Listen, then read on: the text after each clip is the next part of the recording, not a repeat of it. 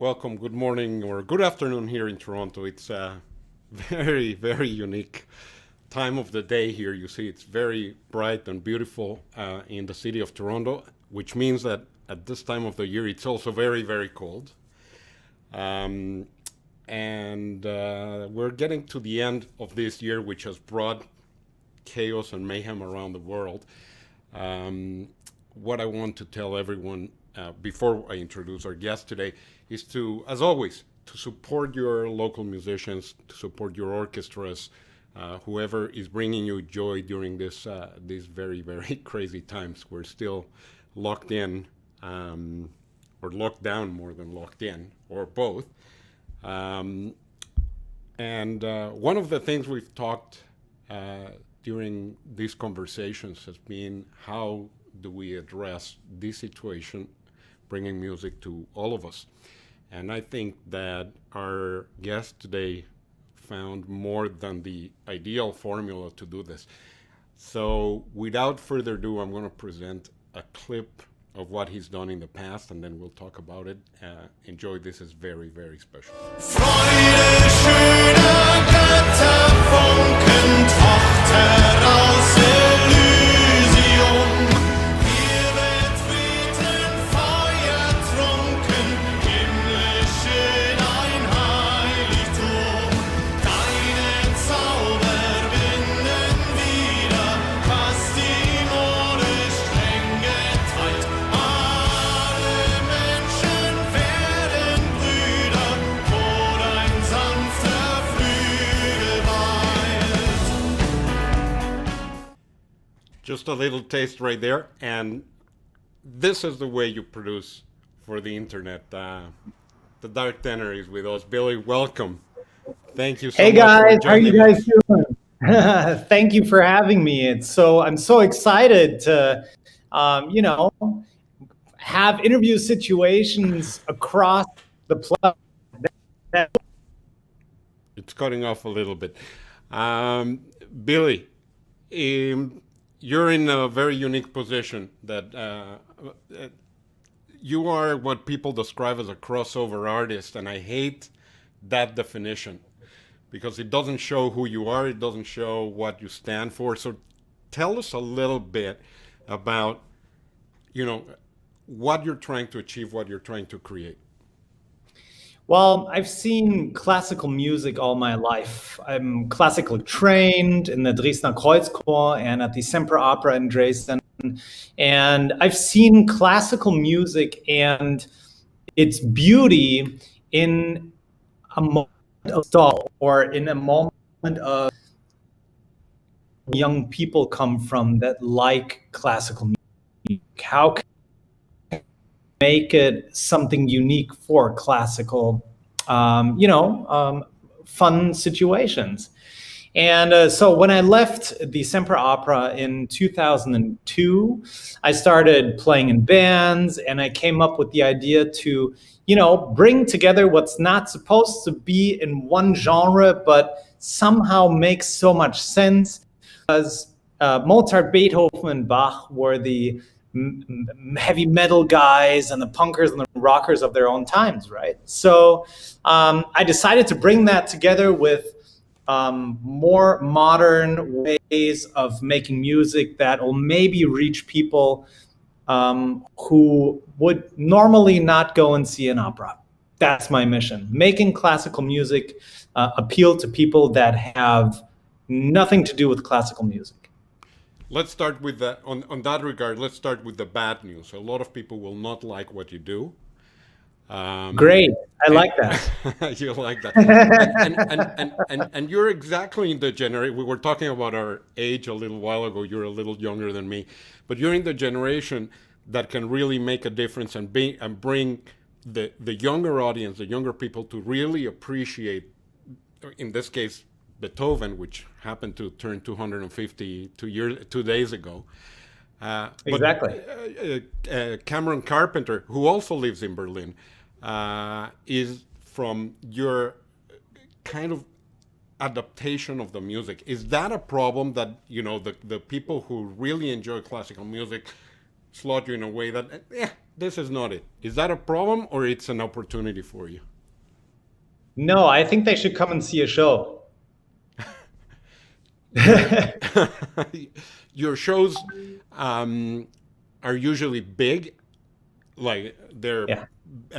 big halls or arenas, and they're usually full, which is very very unusual. So um, as I told you, I wanted to start here where you're at right now, and let's go back a little bit because when you started this particular part of your career as the dark tenor, nobody knew exactly who you were. You didn't go by your name. It was very, very different of who you are right now. Why did you start like that? And tell me about the transition to this point. So when I started the Dark Tenor, I started it all off with my producer back then, Bernd Wendland, who comes from the more pop side of the music industry, and he really didn't have a lot of things to do with classical music. So I was the classical music pro, and he was I'd say, the pop music mainstream pro, right? Because he sold more than millions of records. So these both worlds came together, and I was like, well, if we do this, am I just what am I going to be? Am I going to be the next tenor that has a cool tattoo and has a little bit a slightly different look than a classical tenor would, or am I going to go full action on this whole thing and do what I've already done at the opera, for example, dress up, invent maybe something like a figure, a Batman-ish kind of thing that crossed over into Game of Thrones kind of personality. So that's what we did. I was like, let's just go full action on this whole thing and make it look like a movie. So that's essentially what we did. We produced 2 movies for the first and the second album, and told the story of why the dark tenor became a singer and why he has to wear the mask and the hood, and how he finds out of the darkness from where he was back then. And it starts at some point, he took off the mask and essentially became more this rock and roll type persona you now see on stage from the video clip you just showed. So I think it's really, making music is one thing, but I think you really have to try and excite people, make them see something that they've never seen before, make them experience things they've never experienced before. That's essentially why we go on stage, right? We don't want to bore people. We want to make them go home and tell other people, Jesus, I had a great time. There was a Phantom of the Opera kind of guy on stage, and he played these enchanted melodies. So I really want to try and make people leave my shows and listen to my albums with a different feel, not only because of the music, but because of the whole story background to it. Was that a planned evolution or transition of your character, or it has been a transition made as you evolve and as you mature in the art? I'd say both. I always had a general idea of where I wanted to go with this. And as we started, we noticed that it took off. We sold more than 100,000 albums of the debut album, and in Germany only. And it really took off, and I noticed that being a masked singer is something that is really cool and a lot of fun. But I also noticed as we progressed to the second album that people were starting to get into, especially in Germany, we started having terror attacks. So TV shows were starting not to want me in the TV shows because they said he's too scary and all that. And I was like, okay, it's not that, I'm not a scary personality, but maybe people want to connect to a personality now more than they have before. And we kind of went with the flow of what the people were feeling out there, right, in the masses. And I said, well, maybe with the third album, maybe this is the right time to do what we had already planned, but you kind of go with the flow and try and catch the right moment to do those kind of things, right?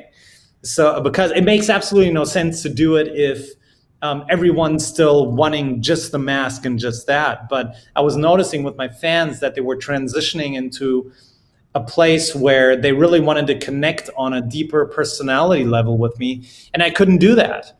So with the third album, at the end of the second album, we flew to Iceland. We produced this major movie kind of thing. And at the end of that movie, I lift the mask and I show my face. So, and then we continue with the third album, which is then full-fledged, no album, a little bit of hood, and still this kind of rock and roll kind of personality, right? So yes, we did plan it, but we did not exactly plan to do it with the third album. We just went with the flow. Your videos are, not because I'm talking to you, but they're extraordinarily well produced, and that Thanks. has been missing. No, like seriously, that like they're complete productions. You have great directors. You produce them all. It's something that it's usually in the pop world, and I don't think at this level even, but it's very unusual for the kind of music you perform. Like in the kind of the ninth, it's very, very unusual. Did you think I'm going to spend a lot of time preparing this and producing it, and I don't know what the reception is going to be? How would I want to know more how you plan this production, because it's really well on the way. That's how it should be done. Yeah, I mean, I think it's really.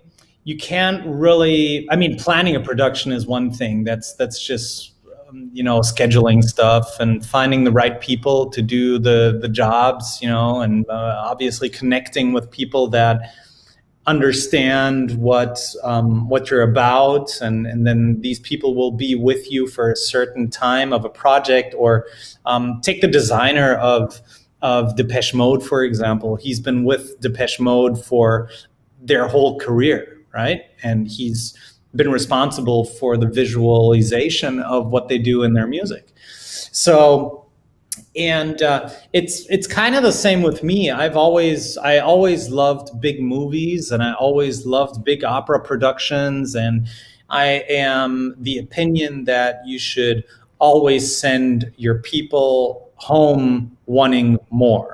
Right? And you're not going to do that by just wearing I'm wearing a black t-shirt now, but you're not going to do that by just wearing a black t-shirt and, having maybe a camera or something like that. And I believe that it's important to be close and intimate in certain times. And then there are moments where you have to be epic. And, I also have the Dies Irae from Mozart's Requiem in my show. And I mean, just imagine back then you would go and watch the Mozart Requiem and they'd be going, Dies Irae, right? It would be Day of Wrath, Tag des Zorns, and people wouldn't have a lot of music around them. So listening to that, I imagine their brains would explode, and they would just, be like, oh my God, that's like someone who loves jazz would go to a heavy metal concert. That's what it must have felt like for these people, right? So how do you make people these days that have music around them all the time and that have the whole music library at the tip of their finger on their phone? I mean, that's crazy, right? How do you make these people feel what people felt back when Mozart wrote the piece? Essentially, he died before he could finish it, but how can you make people feel that? And that is my answer is to take a rock and roll guitar, have a drummer beat the shit out of a drum set, and put it into a context that people these days would understand, and put it into a visual context too. So you have great lights going on, and just a lot of fun. So I've always been a big Alice Cooper fan and a big Kiss fan and a Motley Crue fan, and these acts, and a Bon Jovi fan, but these acts have always incorporated stage designs and stuff that happens on stage, that happens with the music, and programmed lights, and it's all about making people feel happy and torn out of their lives for 2 minutes, 2 hours. 2 minutes is very short. 2 hours. So yeah, that's very important. It's just really important to give people something to see and to hear, and to transport that classical music is badass. I didn't show that part of the clip, but you have a camera usually on stage looking at the audience, and your audience is very mixed. You have like young people and you have old people that really enjoy the Yeah. Beethovens and the Mozarts, and they're Yeah. all on their feet. Like there's no, Yeah. yeah, they don't feel that they're in the wrong place. That they're there for you and enjoying your style. One thing that you're talking about it is very interesting. Is about Mozart and Beethoven and Bach in their time being the rock stars of their time. Why is it that we have to have so much reverence for them right now instead of just using the music and what they left to enjoy the concert? Like, I've been to many concerts. I've spoken about Yeah. this many times. That my first experience in a classical concert was Beethoven Ninth, and at the end of the first movement, like I started clapping like crazy, oh, and everybody Yeah. was like, Don't "Don't like stand up. it's, Don't do it's it. like Yeah. you're killing me now. Like, you're killing the experience, right?" Yeah. So Yeah, I mean, you know what?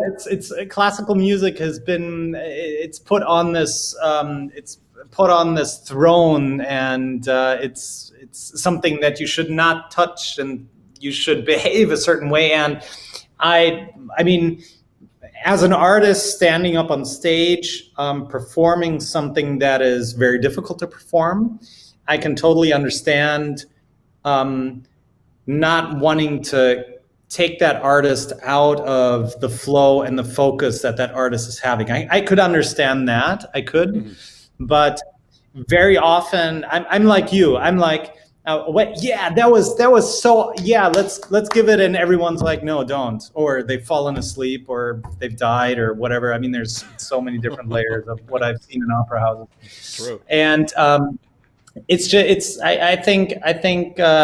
Yeah, I mean, my audience is, and it keeps evolving, right? I've grown on Facebook by over 130,000 fans from January to June this year internationally, and it seems like this German fan group that I have is the same all over the world. It's kids, it's families, it's old people, it's young people, it's mid-age people, it's people that have houses, that don't have houses. It's really middle of the road. It's basically everyone. And I am super excited that all of these people have heard all of these melodies before, and I can act as a bridge between them having heard that in their youth, maybe, for example, using me as a bridge to, oh, that's pretty cool. Oh, there's the Mozart Requiem next week. Let's go and see the actual thing. So Mhm. I see myself as a transition module for these people to drop in into the funnel, and then drop in over to the real, the big classical concert. Maybe go and see that. And I think if we can manage to get more people to get up on their feet and love it like Mhm. this, I think classical music can have, and there's other people like me that do it in a different way, but I think then we can really give classical music another brand new opportunity for the future. Well, you should do the planets, specifically Jupiter. It's a piece that I I love. will. So, I like will. Jupiter is a piece that every time I hear it, I think about my father who passed away very young. But Oh, it's one of those things that you get, something in your mind and it's there, and I hear it and it's so emotional, and Totally. it's like, you know, and Yeah. unfortunately when Or they pictures play of it, an exhibition. sorry, Pictures of an exhibition pictures, is another yeah, one. it's you know, they're emotional, they're right there, you're in touch with that. Yeah. Um, Billy, take me back a couple of decades, maybe a little bit more. You were born in Austria, but you're American and you live in Germany. How was your first contact with music? When did you decide your first contact in music, and then when did you decide I want to do this as you know, to make a living, which is a very hard decision? My first contact in music was my mom. My mom's a violinist, a professional violinist, and I remember living in Zeende, close to Hanover, in the north of Germany. I remember sitting in her room where she'd practice and then later give lessons to kids. I remember that I would sing scales with her and at some point figure out that there are half notes and full notes and quarter notes and all that. So I'd started to glide up and down with her as a kid, just really natural without this. I didn't know it could be a job or anything. I must have been five, maybe 4 or 5 years old. So if you ask my mom, she'll have vivid memories of that, and really also being pissed off, and that's why that's why I started singing in the Knabenchor Hannover, which is a boys' choir in Hanover. And that's where I really started understanding, oh, wow, so if there are other people singing with me, that's really cool. And it sounds really good. And it was really easy for me to memorize music at some point. I wouldn't even read that stuff anymore. And because I had it all memorized. And 1991, after the wall came down, my dad got a job at the Staatsoperette in Dresden, and we moved. And it was my mom's and my dad's choice to send me and my brother to the Dresdner Kreuzchor, and that's how we ended up. The Knabenchor Hannover was already a professional choir, kind of. And but compared to the Dresdner Kreuzchor, at least back then, was really top notch and the place to be if you wanted to be in a boys choir. And I remember singing there, and usually you start in the Dresdner Kreuzchor in the fourth grade, and then in the fifth school year, they decide do they want to have you or not, and you're in pure Dresdner Kreuzchor school classes too. So there are no girls in the class, it's just boys, and you're in a boarding school, so you're always in this elite kind of singer group, and everyone's trying to be better than the other, and there's, so I was like, okay, this is a cool place. I like this place. I'd like to be here. So we sang there for years. I sang there for 8 years and did the transition from alto to tenor. And so they keep you until you leave school, right? With 18, 19, 20. And I remember my first trip with the Dresdner Kreuzchor being Berlin. That was the first trip I had, and I was super scared. I had no clue where we were going. I thought Berlin was in another country far away, and I was never going to see my parents again. And I still remember warming up and walking through the Konzerthaus in Berlin on Gendarmenmarkt. I still remember that. So these days, it's funny that I really started my Berlin trip as a young child when I must have been 11 or 12 years old. So yeah, I still remember that. And yeah, I mean, in Dresden, when I left the Dresdner Kreuzchor, I got into the opera house. I really liked it, but I also noticed that I don't want to get old there. I was like, okay, this is not going places that I want to go. And I was, when your voice changes as a guy, obviously you're not in the school, in the boys choir so often.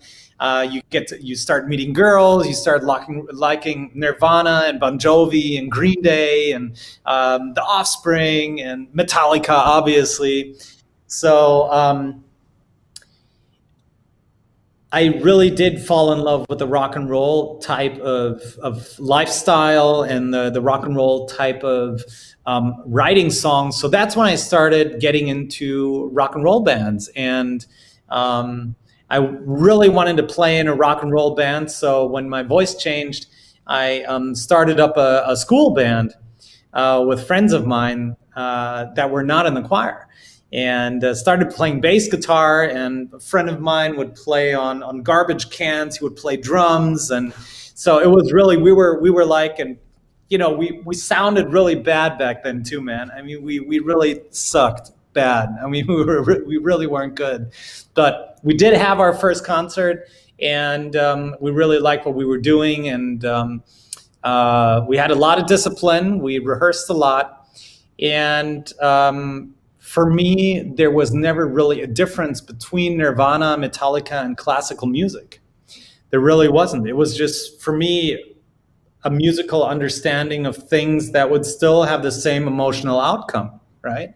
So I then decided to move to Berlin because I did have a few opportunities here to make my own music my business. And I took those opportunities, and it didn't work out. It didn't work out, and I decided to stay in Berlin. As usually does. Yeah, I mean, Berlin is not a lot of fun to move into if you're starting over all again.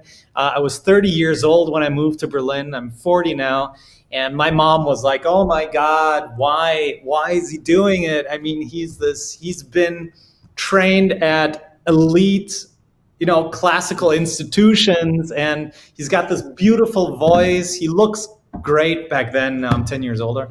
Why is he?" And then I got this apartment in Berlin, a one-room apartment, and my mom came up. My mom was the first female person to stay overnight in that apartment, and she got so drunk that evening because she couldn't understand why her son, with 30 years old, who had no children, no girlfriend, just a little bit of money left, would move to Berlin and do that. So, but as we've both noticed, we're both Aries. We both know that there's no stopping an Aries, and there was no stopping me. So one day apart. It's one day apart, yeah. You're April 13th. That's so good. That's so cool. I think that's so funny. I'm April 14th. Who didn't know? You know.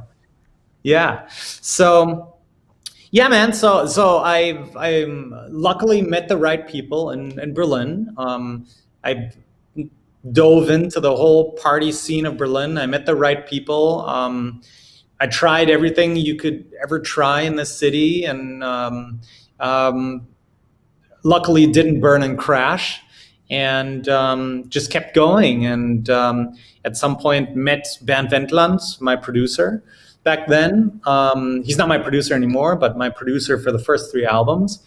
And then decided to create this, create this thing. And we developed it for 2 years. I worked with different songwriters, and we developed this whole thing for 2 years, and no one wanted to sign it. No one wanted to sign what became the debut album and sold more than 100,000 records. No one wanted to have it. So you did it independently? No, actually, yeah, we kind of did.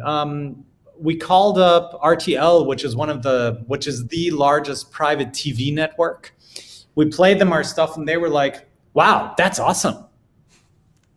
We really want to do it. I mean, we really want to do it, but we need a major label." And we were like, "Okay, well, I mean, Sony Music and Universal Music, they didn't want to have it. They declined, these very songs that you're listening to." And they were like, "Wow, Jesus Christ, we need to do something." So RTL decided we released the song, and some of my fans might know this, but we released the song "Haunted Hearts," that has Camille Saint-Saëns' Aquarium in it.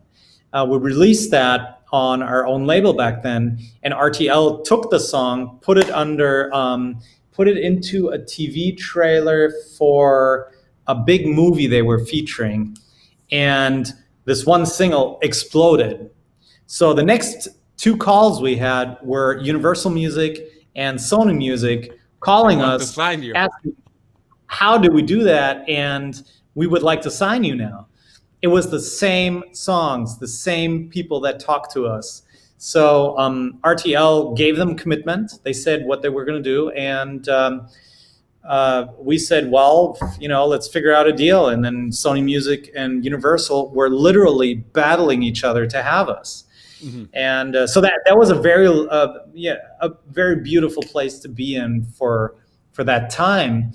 And we then chose to work with Universal, which was a great choice. Mm-hmm. And went on to sell more than 220,000 albums with 3 studio albums. It's an unbelievable story.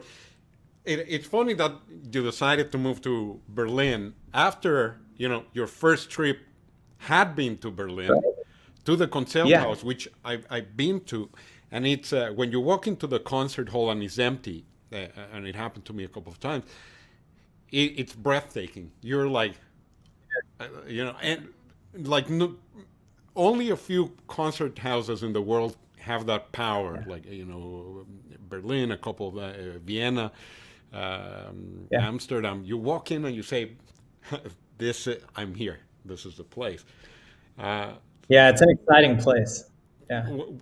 So we were talking to Royal Wood, an artist here in Canada, a couple of weeks ago, and he also only made it in his 30s. It was like one of those very obscure overnight success that took 30 years to get there. It's not. Wow. It doesn't happen. So it's exactly you work hard to get here. Tell me something. How about so you conquered Germany, Vienna, the European market. Obviously, you're on contract with Universal. How about no, not you're anymore. Not anymore? No. I had the lucky situation to leave Universal Music in 2019 and build my own record company. So that's what I've been doing. I built my own record company last year. And built my own management last year, and am now then released a live album with Ode to Joy, with the Ode an die Freude live video that you've seen. Produced that, had it mixed here, which is I love that album because to that point we had only released studio albums and a little bit of live footage, but I thought now it's time to show what a dark tenor experience is like in sound and visual, right? Because that has been missing. So I released that album in October 2019, added a DVD and all kinds of stuff to it. And so that was my first label release on my label with a great distributor in Germany for CDs, because I'm still 60% physical, by the way. Really? Right.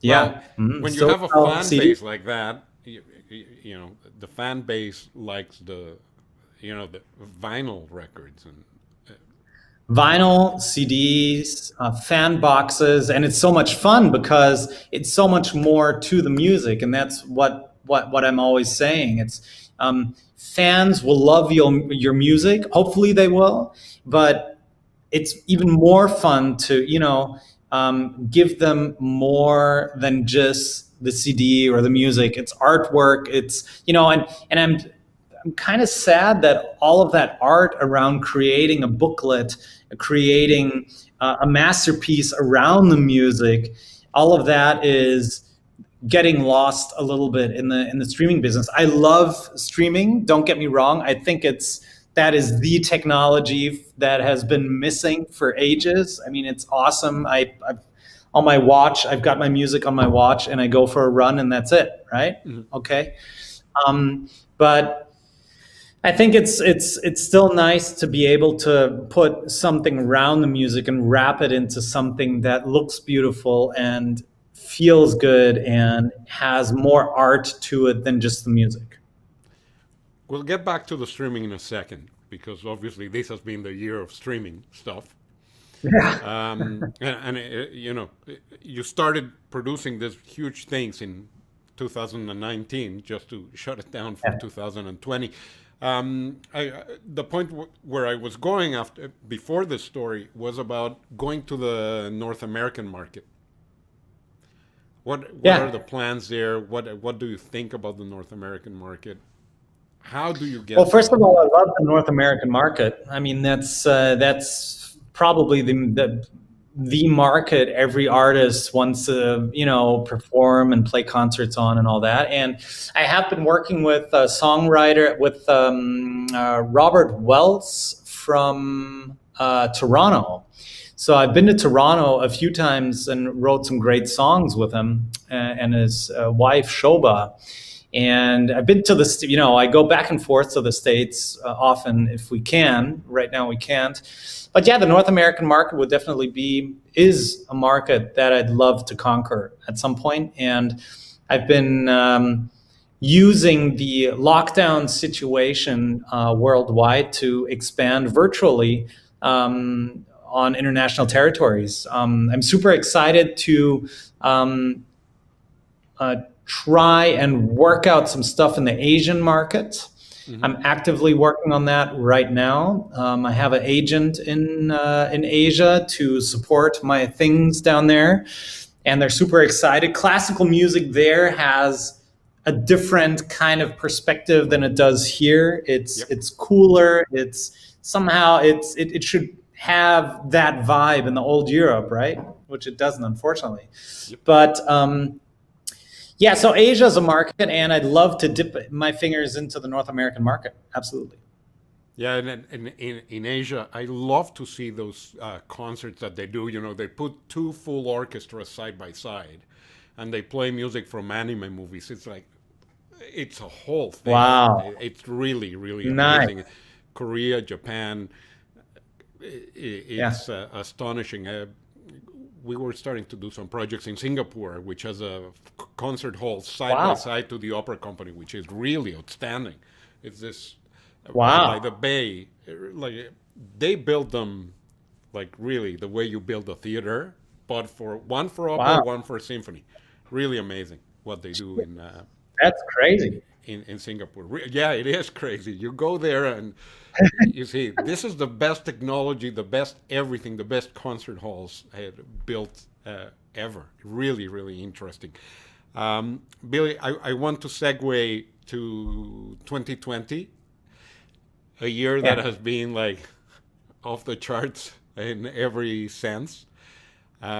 Before we talk about that, and I'm gonna play the clip with you watching. I selected a piece of a Canadian composer, Leonard Cohen, Uh-huh. and you did a very special production of it. Let's watch a little piece that I took from the middle there. And I've seen your flag on the marble arch, and love is not a victory march.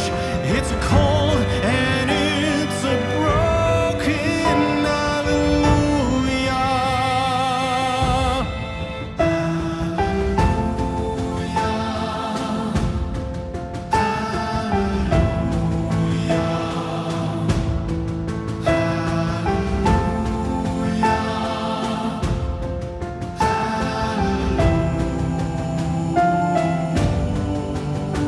Well, maybe there's a God above, but all I've ever I leave it so people get a little taste and they go to your website or to your channel and watch the whole thing. Thanks, man. You were talking about this piece a couple of weeks ago when we met virtually with on the Karajan Institute. That you asked your fans to send clips of Hallelujah and put all of this thing together. It's an experience to see a soccer stadium empty, and It is, man. and yet the music is there. You bring the music, you Yeah. make it, and it's a point. There's nobody on the stands, but the music is there for all of us to enjoy. So, why, how, what was the idea, and why did you choose Hallelujah? So, first of all, my fans have been asking for an interpretation of Hallelujah for ages. I've had it in my Christmas live shows for a while, and I felt like this is the perfect time to do it. It being such a song with a huge impact for everyone who understands all the lyrics and all the verses Leonard Cohen wrote. I mean, he wrote so many verses for the song. It was difficult to choose what to do, but what I wanted to do is show you in that video. You'll see a lot of locations that are empty. You'll see tourism spots. You'll see a theater. You'll see the soccer stadium. You'll see places that I've been and places that I've worked at as a younger person living in Dresden. So we called up all of these locations and told them, look, in Germany right now again, we're on a hard lockdown in Germany. And I'd like to show people that these locations are not going away. They're staying. They're just waiting for everyone to come back. And my situation is I had to cancel 2 tours this year, as probably every other artist had to. And a lot of my fans wrote me, we really hope you're going to survive this as an artist. And I was like, you know what? I have the best fans on the planet, and I really do. They support me a lot. I'm definitely not leaving. I'm going to fight, and I'm going to keep going. And the whole team and all of these locations got together to show people and everyone who watches the video that everyone's going to fight and everyone is going to be there for the next round when we're able to play concerts again, when we're able to go and see tourism sites, and when we're able to, see soccer games again and feel what it means to actually be there. And I think it's good for a lot of people to notice that these things aren't something that automatically happen, but it's something that's very important, and that is something that is worth something. You know, a lot of these things have become so deeply parts of our lives for free sometimes, especially art and music, that I think this year has been really good at showing that it's not something that is there. It's something that people work hard for. It's something that people have learned to do for 30 years, for example, to then at some point come to a place where you can actually start doing it. And, especially the stadium. I mean, man, we walked into that stadium and we were like, this is crazy. And the girl you see in that situation, the teenage girl, she is the daughter of a friend of mine who came to eat pizza with us during the production. And he was like, "Oh, my daughter, she always wanted to be an actress, and she wanted to see how a video production is made." And I was like, "Okay, well, just bring her along, and you guys can watch if you want to." And on our way to the stadium, I called him up and I was like, "Does she want to be in the video?" So everything that she did was spontaneous. She, I had my hair and makeup friend make her look good and feel good. And my director, Jim Croft, is insane with kids anyway. He's the friendliest guy, no matter when you talk to him. So everything you see right there is spontaneous. And the girl for me in the video is the innocence of humanity being in that stadium, and the innocence of humanity still being there, and just, the soul and the heart of these locations, just waiting for everyone to return, So I really had a lot of fun producing it, and I really hope it helps the locations to gain a little bit of attention through Right. my channels, because that's essentially what it's for. Well, I'm sure we will be back not as soon as we want, but everything will start returning. And Yeah, I think so. uh, you're certainly doing this streaming business the way it's supposed to be. I mean, nobody has Oh, to thanks, ask me man. because obviously this is what I do. But that has been a constant struggle with the major organizations. The art has to evolve to the moment. And it's different. We're in a different Yes. point, and you can't just do a concert with no audience.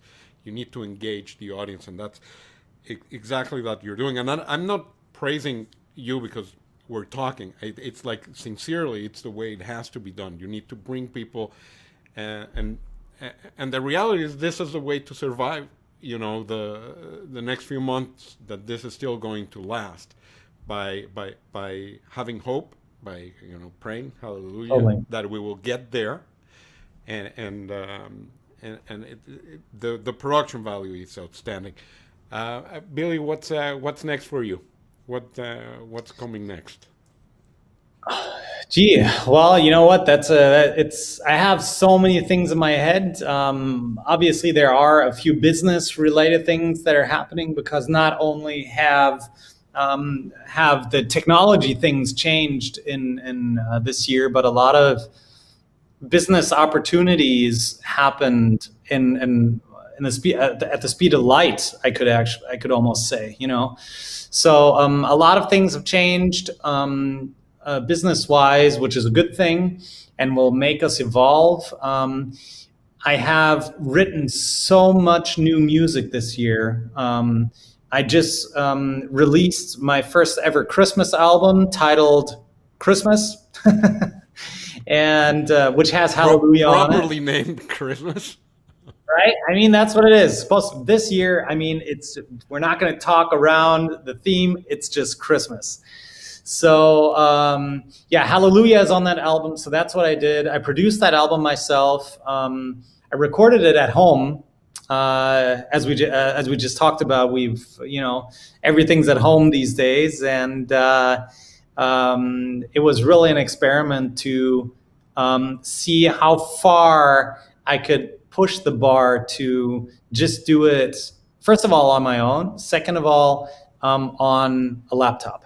So that's exactly what happened. And I went on to print a violin in 3D and played that on my album. So that is something that I learned through Karajan Tech in 2019, and I thought that's really cool. I want to play a violin that is printed in 3D. So we developed that, and I put LED lights into it. That is great for whenever we get back on stage. My light operator can fuss around with the light that's in the 3D printed instrument, which will be a great show effect.